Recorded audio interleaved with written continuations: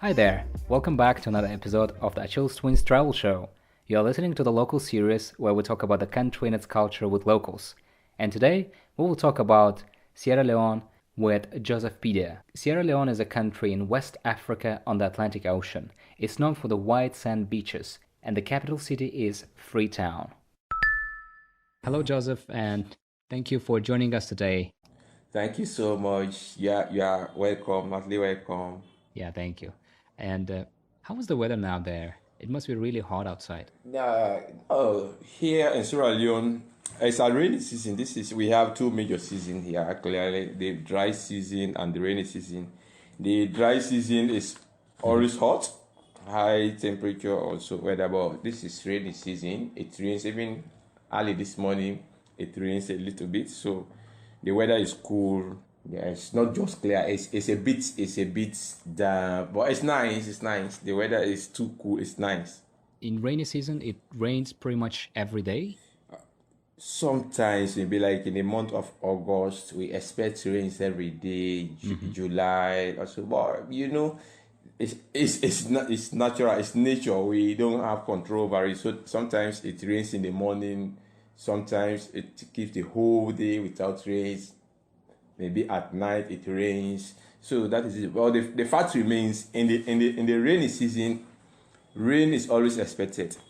That is it's always expected. You can't predict Yeah.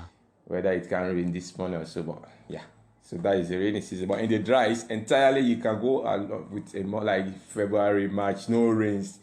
When it rains within the dry season, our month like that, it surprises. It's really a surprising issue, but yeah. But in the rainy season, we expect rain to come at any time. And could you please tell us a little bit about yourself? What do you do and where from exactly? I mean, Sierra Leone.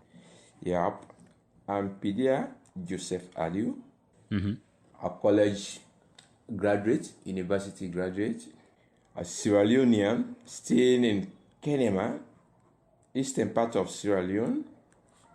I'm a human rights defender. Human rights defender. What does that mean? We defend. I'm a human rights activist. But the approach I'm using to defend the rights of human is a little bit different than other activists. In that my approach is men engage. I engage the men engagement. Okay. What does that mean? You engage the men. Why do I engage the men? Simply because here in Africa, in our part of our own continent, men are the head of the household. They are head of the family. That is number one reason why really I thought if the men should be engaged. If you want really to achieve this goal and fight against this gender or sexual-based violence, you should engage the men. That is one reason, because they are the household member. Number two is men are perpetrators of violence. Greater percentage, above 90% abuses we talk about, violation we talk about, are perpetrated by men. So that is why I thought if the men should be engaged, they should be learned, they should know that this is not good. As long as we want the vulnerable sex, the vulnerable category to really enjoy the rights of human, men should be engaged and they should be aware. And the language there, English is also considered like one of the official languages in Sierra Leone, right? Yep. English is, when we talk about official language, is English in Sierra Leone. English is our official language. Yeah, only English most of that. But we do admire people when we hear people speaking like the French, Arab, the Arabic language also. But here is entirely English.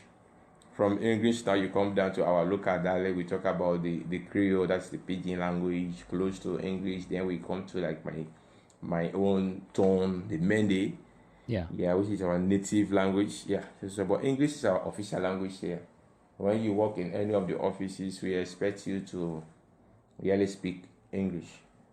That is number one criteria everybody look up to, because you have to interface with people, foreign people that cannot really understand the local dialect here, the local language, so you have to speak English to others. So it's our official language. Oh, okay. Yeah, I've listened to some people talking in local language. You call it Creole, right?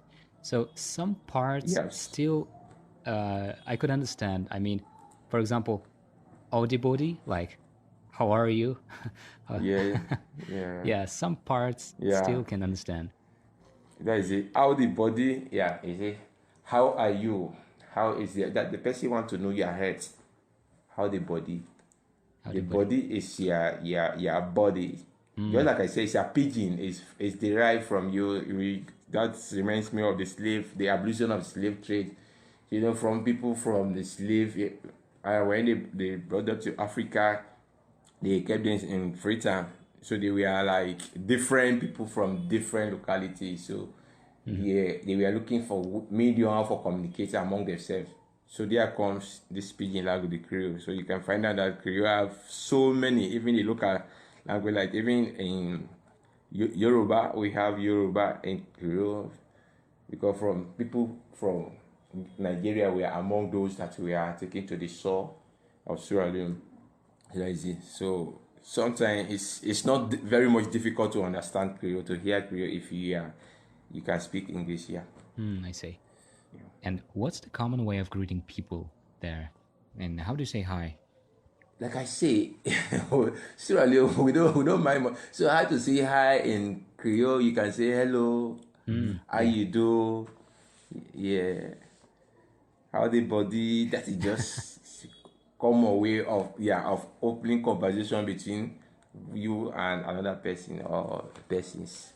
I do. We have so many ways just to play with it. Like you feel like you're happy And, talking with somebody. yeah. Yeah, And how do you greet each other? The handshake or maybe hug each other? yeah. It's handshaking. Really, the culture really is handshaking. Okay. It's just now like this COVID or Ebola that people started talking, preaching to people that you should not do handshaking. But really, the handshaking, I have to tell you this, it means a lot to us here in our culture, right? Yeah. So most time, if you have ever witnessed that, or you have visited Sierra Leone once or whatever, you see when we shake our hand, the next thing we do, we take our right hand, we shake with our right hands. That's the first thing. The next thing, you take your own hand back to your chest, then you make the chest like this. So that is it. So there is a scenario behind that. Long ago, there was a problem in the part of this the Mende area, the Mende land, because the whole thing started from the Mende people, right?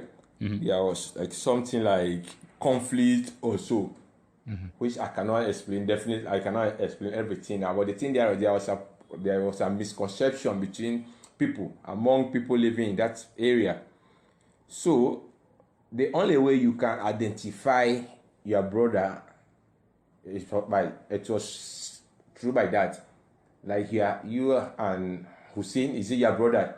Yeah. Is Yeah. it what's Yeah. the name Yeah. of your brother? We're Sorry. twins. Hussein, right? You get it right. Yeah, I know Hussein. Yeah, because you are twins. I know Hassan and Hussein. So let's say he's from the other parts of the country, then you are from here. Then when you meet, the common way to really identify that no, it's myself, it's me. It's no other person, it's me. That was like a code among people. You shake your hand, then this person now return his own hand or her own hand to herself, her chest, and say, "It's me, it's me." So it was a very secret. So, but that's how from then has developed to some point now. Everybody greet that way. Sometimes many people don't even know why you take your hand back to me. I don't know whether you are understanding what I'm saying. Not really. I didn't really understand last part. Can you explain that again? Okay, yeah, I say you greet with your hand, Okay. right? Two hands come together. You shake the two hands, Uh, right? yes. Okay. Yes. The next thing there is you take your hand back to your chest. You have to peck your chest like gently this way. Then All right. Hussein too will take his hand back gently to his chest, pointing at him, making like this on his chest, indicating that it's he, it's really your brother. I said it was a code because there was in the past there was a misconception, a conflict among people. So the only way people could identify their brothers and so is that way. When you shake your hands, you take your hand back to the chest, saying that it's me who see. But you're not going to announce that. You're not going to pronounce that now. You're not going to say it. Okay. Yeah. But by taking your hand back to your chest, will indicate that it's me. It's me. Yeah. Okay, now I got it. So If you shake somebody's hands, then the person just put down his hands straight without taking it back to his chest. You know that it's not part of you. and do you still do that? Yes, yes. But now, like I said, people don't understand why we do that to the chest. Well, it's now used to us, so we still can do it. Wow, that's interesting. We do something similar, but we shake with our right hand and we put our left hand on our chest. So both hands are involved in greeting. We want to show that we respect that person. Yes. In your case, you shake hands with right hand and then you put the right hand, the same hand on your chest, right? Yeah, yes. So it's slightly different. Now I got it. Yeah, so by now, because we are not living in that kind of conflict before, so now we can take it to be respect as you do. Yeah. But well, earlier that was how to identify your brother and so. Wow. I read that Sierra Leone is one of the most religious tolerant country in the world. You have Muslim and you have Christians, right? You get along really well with each other. Yes. Yes, the religious tolerance in Sierra Leone, yeah, is so great. Nice here. Is one of the culture of Sierra Leone that I do admire, that I really admire and enjoy it in Sierra Leone. Here you can see a Christian husband with a Muslim wife. Wow. Muslim wife with a Christian husband. So it's like that. We just don't mind about that. And you can see everybody living peacefully. Christians have occasion today. They invite Muslims. They go there together. They do everything in common. Muslim too, when they have occasion, they have whatever thing they have. Maybe right in the mosques, they will invite Christian. Christians do go to mosques. Wow. Yeah, they go there. Also, the Muslims, they too go to the church. They have no problem with that. You can see Muslim married Christian, Christian married Muslim. That cannot change our. We don't mind about that. People don't know conflict about it. We are very much comfortable with that. I always appreciate God for that. Even like the very day we met, when we were discussing our conversation, you remember I told you about it. We enjoy that one more than all other peace, because if I could think of other countries, when you are a Christian, Muslim have nothing to do with you. When you are a Muslim, Christian has nothing to do with you. But we don't have problem with that. Wow, that's good to know. And any one of them, I mean, if let's say you are Muslim and you are getting married with Christian girl, does she need to convert, change her religion? No. No? Wow. No, it's not by force. Sometimes the woman, the wife will say no, as long as my husband is a Muslim or is a Christian, I have to convert to a Muslim, or so I have to follow my husband. But people cannot force. They cannot force, because most time that is it. It's simple, like I say, it's just simple to our own convenience. When you feel like you can go together with your husband, you want to join your husband's religion, you are fine. Because before ever even the husband will go in for you, he knows that you are a Christian or a Muslim. So he just have to accept that. But only that why most people do appreciate one religion, because if you are like a Muslim, then your wife also is a Muslim, you find out that you see things in the same face. like talking about everything, marriages, everything is that way. But if you are a Muslim, then you have your wife is a Christian. Most times it's not controversy, but it's like a bit difficult. Sometimes the wife will say, I don't know nothing about Christian, something. So only the husband will go up and down, you see, and so forth. I see. Yeah, so, but it's not by force that. Good. And what do you think might surprise foreigners if they visit Sierra Leone? Yeah, one of the surprising things that we really surprise foreigners, number one will be this religious tolerance. Yeah, because unlike Sierra Leone, but you come to Sierra Leone, you are free to say anything. You can see a Christian discussing about the Islamic religion. You hear a Muslim talking about it. So it's free. That's a way a shock to a foreigner. Then the next thing I see we really surprise a foreigner is like most time what you see on paper about Sierra Leone, what you hear about Sierra Leone when you come in the land, you see some changes. Yeah, you see that there are things that are beautifully in place in theory, but in practical they are lacking somehow. That is really the surprising thing that most time we see. Okay, like if we can talk, you talk about the education before this time. Sierra Leone was the item of Africa, item everybody from Ghana, other country, Nigeria do come to Sierra Leone, yeah, for university or higher education and so. But now, if you come to Sierra Leone, you see that we are now done. It will surprise you. You start to ask, I didn't know this Sierra Leone before. Why is Sierra Leone this way? So that's again will surprise you. Yeah, there is one thing I've read, and I was surprised to learn that if a woman is pregnant and if you ask when is the baby's due, it might sound rude. Is that true? Yes, in our local content. Yeah, it's in our local content. Before this time, it's just now we are fighting like what I'm doing. That you're talking about the men engagement. It's just now we are trying to open the mindsets of men to communication, to whatever thing, to women also. But most time that is when you ask a woman like that, even like you happen to ask a woman where do you sleep or how is it, sometimes they feel inferior, they feel that you are rude.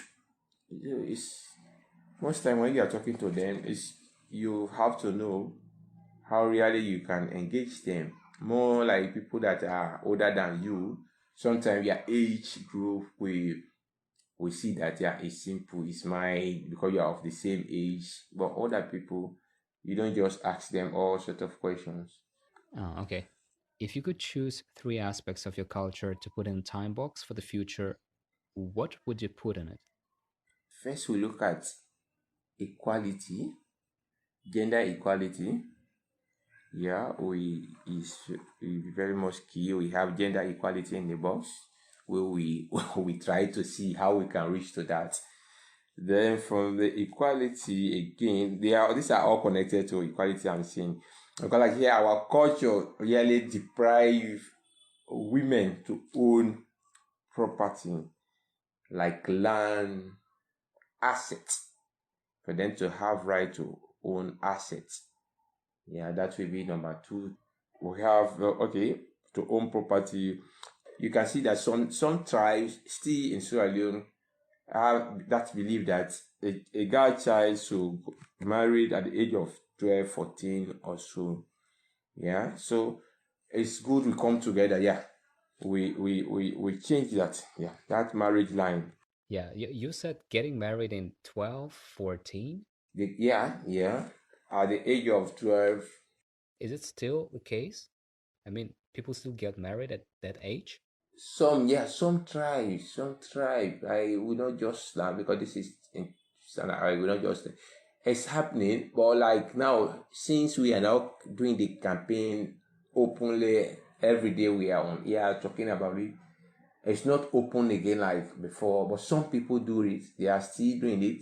At times, what they do, what I notice, what I find out from the whole thing, what they used to do, if somebody is here or a child, a guy child is here at the age of 14, 12, 14, 15, 16 or so, if they want to marry that guy child, they will take this, they will take her here to another place. Yeah.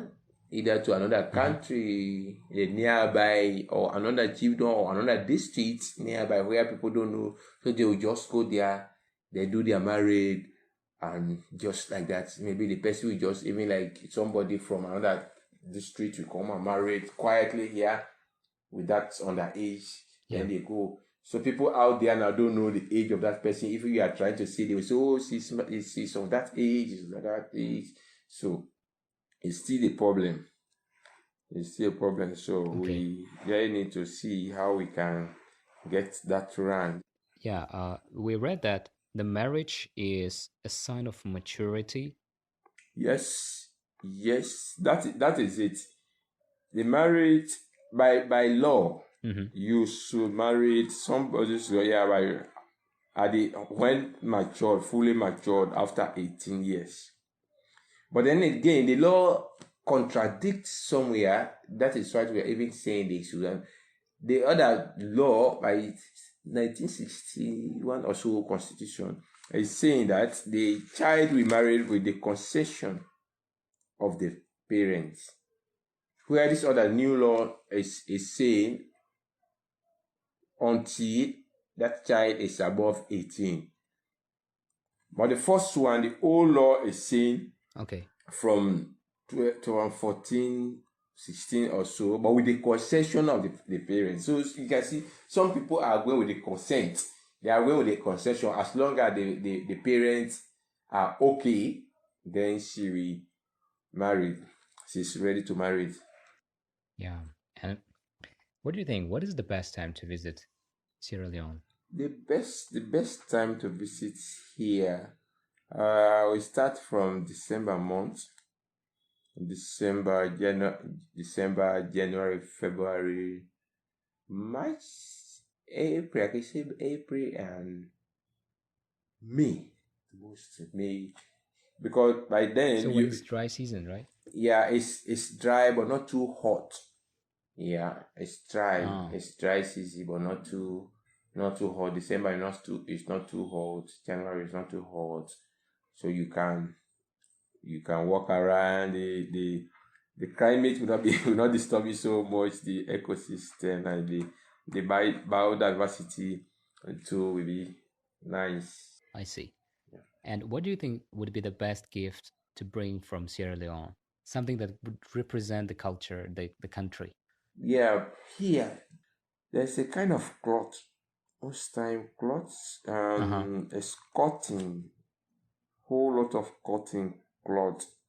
You can see it's locally carved. It's local, our local wave. It's locally very wave. Colorful. Right? Yeah. Sometimes people will wave it like the color green, white, and blue. They will do that with the heart. It's very simple. You can see here it's open. They cut it this way. It's armless. The clothes is only armless. You see. If even you have read the history of Sierra Leone, like you're talking about the visit of Mommy Queen Elizabeth to Sierra Leone, yeah, you see that cloth. Then the hammock, you see here. Yeah, that is typical. All are handmade, right? Yeah, all handmade. Yeah, locally weaved. Okay. Yeah, and made from everything from local materials. Yeah, the cotton wood is from our garden, our farms, It's really the cotton cloth that really symbolizes Sierra Leone. Yeah. Well, Joseph, we've been talking already for half an hour. We know that you are working today, and thank you so much for taking the time and sharing about your country, culture. Yeah, I don't mind if we appreciate that. If you have anything you want to add to this, you want to hear more, no, feel welcome. Let's do that. I will get. This is part of my job. It's part of my work. So I feel privilege, I feel pressure in doing it, because I know you are not going to do this. Then you just put it under the carpet. Also, you have to let others hear, let others understand what is happening here, and so doing. We have more people to come in and see, because if anybody coming in, then hear this one, that will guys, it will serve as a guide. It helps that person how what to do or when to visit Sierra Leone. It's good. You have no problem there. And where should people go online to find more about you? Yeah, I have Facebook. I have Facebook, Facebook. okay. Yeah, Pidia Joseph is the name, Pidia. Or you just type Pidia Husband School Sierra Leone. You will see from Ajazia, a witness here. Yeah, more. Yeah, you have email. Yeah, my email too. Okay. Yeah, all right. It's josephpedia@gmail.com. All right, Joseph, thanks again for joining us today, and have a nice day. Thank you so much. You are welcome. To everybody's listening, thank you so much for listening, and until next time. If you enjoyed this episode, you might enjoy the episode about Spain with Ana Sevilla. Here's the preview trailer. So we have this common thing that it's called siesta, that everyone knows around the world, that it's taking a nap after. But and so okay. People think that because of that we are lazy, right? No everyone takes a siesta every day. Okay, I haven't taken a siesta in years, but we've done it. Yeah. We do it, but also because our schedules at work are different than in other parts of the world. Like, we start working at 7:30 or 8, we stop at 2 p.m. We have a break until 4 or 4:30, and then you go work again until 8 or 7:30. Yeah. So in that break, sometimes people takes a nap, like 20 minutes nap, but I think the fact another